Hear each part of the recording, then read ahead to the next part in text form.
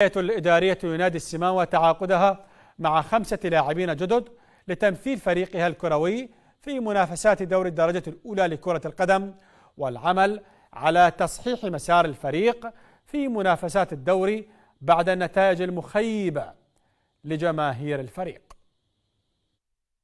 بهدف تعزيز صفوف لاعبي الفريق الكروي لنادي السماوة الرياضي، تعاقدت الهيئة الإدارية للنادي مع 5 لاعبين جدد، 2 من المحترفين أحدهم نيجيري والثاني إيراني، و3 من لاعبين محليين، عاقدين أملا كبيرا بتحسين خطوط الفريق. طبعا هذه اختيارات المدرب، هو يعني اللي أوعز بهؤلاء اللاعبين.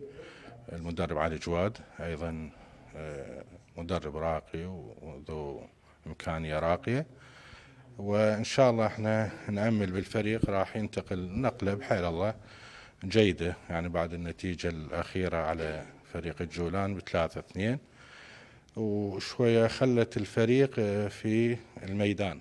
الفريق عازم وراح نشوف فريق مغاير جدا، يعني نحن على تمام الثقة بالكادر التدريبي وباللاعبين وبالأعضاء الهيئة الإدارية بالتغيير القادم إن شاء الله. نادي السماوة الرياضي المشارك بدوري أندية الدرجة الأولى شارك خلال المرحلة الأولى وكانت نتائجه غير مرضية، الأمر الذي دفع للتعاقد مع لاعبين جدد.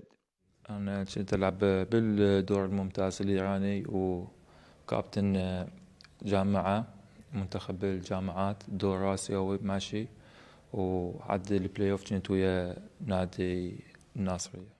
كنت الموسم السابق مع نادي البحري، وهذه السنة انتقلت لنادي السماوة بهذه المرحلة.